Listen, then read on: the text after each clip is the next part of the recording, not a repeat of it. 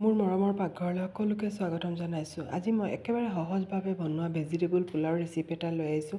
তাৰ কাৰণে মই আজি কেৰাহীত বনাম আৰু কেৰাহীত মই তেল দিলোঁ, দি পেলাই অলপ চাহী জিৰা কেইটামান দিলোঁ আৰু গৰম মছলা গোটেইখিনি দিলোঁ। দি পেলাই তাৰপিছত ইয়াত মই পিঁয়াজ দি দিলোঁ আৰু পিঁয়াজ মই অলপ কমকৈ দিছোঁ, কাৰণ এই যিটো পোলাও একেবাৰে ইমান তেল পিঁয়াজ ইমান নালাগে।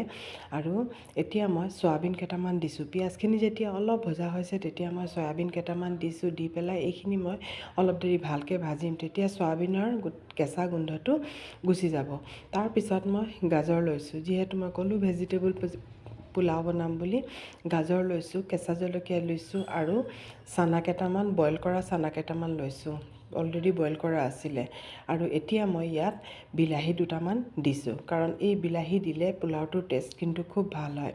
এতিয়া ঠাণ্ডাৰ দিন যিহেতু ৰাতি এই ধৰণে অলপ স্পাইচি খাবলৈ মন যায়, সেইকাৰণে মই ভাবিলোঁ আজি ইয়াকে বনাওঁ, আপোনালোকৰ লগতো শ্বেয়াৰ কৰোঁ। আৰু মই এতিয়া তেজপাতটো দি দিছোঁ আৰু অলপ নিমখ দি দিছোঁ, তেতিয়া মানে সোনকালে সিজিও যাব। আৰু মছলাখিনি দি দিম, নিমখ দিছোঁ, হালধি পাউডাৰ, জলকীয়া পাউডাৰ আৰু এইখিনি মই নিজে বনোৱা মছলা হয়। জিৰা, ধনিয়া আৰু শুকান জলকীয়া এইখিনি মানে মই ভাজি পেলাই পিচি পেলাই এই ধৰণে থৈ দিওঁ, কাৰণ বজাৰৰ মছলাবোৰ কেতিয়া খাবলৈ ইমান টেষ্ট নাহে, সেইকাৰণে মই নিজে বনাই পেলাই এই ধৰণে থৈ দিওঁ। আৰু এতিয়া মই অলপ ঢাকি দিলোঁ, ঢাকি দি পেলাই অলপ দেৰি মই এতিয়া আকৌ লৰাই দিম, কাৰণ নহ'লে মই পানী ইয়াত ব্যৱহাৰ কৰা নাই, নহ'লে তলত লাগি যাবগৈ। সেইকাৰণে অলপ মাজে মাজে লৰাব লাগিব। আৰু এতিয়া মই অলপ কৰি চালোঁ যে সিজিলে নে নাই। এতিয়া তাৰপিছত পূৰা সিজা নাই, সেইকাৰণে মই আকৌ ঢাকি পেলাই দিলোঁ। দি পেলাই আপোনালোকে এই ধৰণে অলপ চাই ল'ব যেতিয়া সিজি যাব।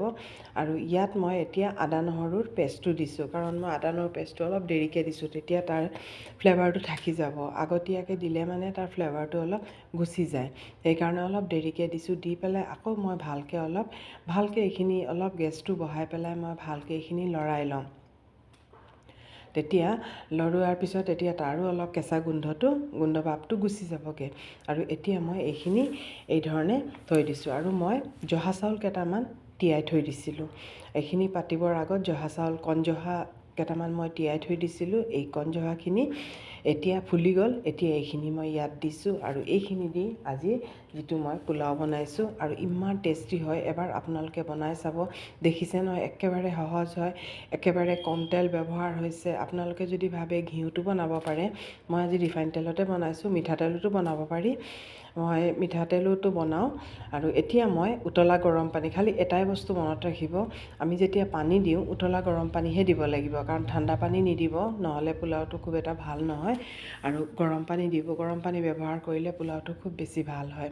আৰু এতিয়া মই পানীখিনি দিছোঁ, দি পেলাই এতিয়া মই অলপ উতল আহিবলৈ কৰিম, কাৰণ মই আৰু অলপ পানী ব্যৱহাৰ কৰিছোঁ, যিহেতু চাউলখিনি অলপ তিওৱা আছে, পানী ফুলাই আছে চাউলখিনি, সেইকাৰণে মই অলপ পানী ব্যৱহাৰ কৰিছোঁ।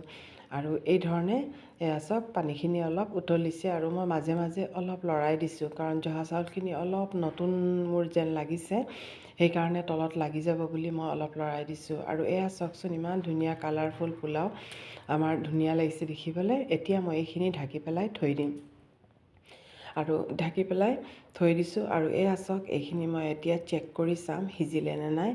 এয়া চাওক, এইখিনি পূৰা ধুনীয়াকৈ সিজি, এই ধৰণে আপোনালোকে অলপ লুটিয়াই মেলি দি পেলাই আকৌ, যদি নিসিজে তেতিয়াহ'লে লুটিয়াই দি পেলাই আকৌ ঢাকি পেলাই থৈ দিব। আৰু মোৰ কেমেৰাটো অলপ হৈ গৈছিলে, হিলি গৈছিলে। আৰু এয়া চাওক, আমাৰ পোলাও কিমান জৰজৰীয়া হৈছে, কিমান ধুনীয়া হৈছে। চাওকচোন, আমাৰ পোলাও ৰেডি, আৰু একেবাৰে সোনকালে হৈ যায়, কুকাৰো দৰকাৰ নাই, কুকাৰতো নালাগে, একেবাৰে সোনকালে হৈ যায়। আৰু এতিয়া মই আমাৰ ৰাতিৰ সাজ ছাৰ্ভ কৰিছোঁ, আৰু পিঁয়াজ লৈছোঁ, কাৰণ পোলাওৰ লগত পিঁয়াজটো বহুত ভাল লাগে খাবলৈ, আৰু পাপৰ লৈছোঁ, আৰু মই ক্ষীৰ লৈছোঁ। আৰু এয়া আমাৰ আজি ৰাতিৰ সাজ,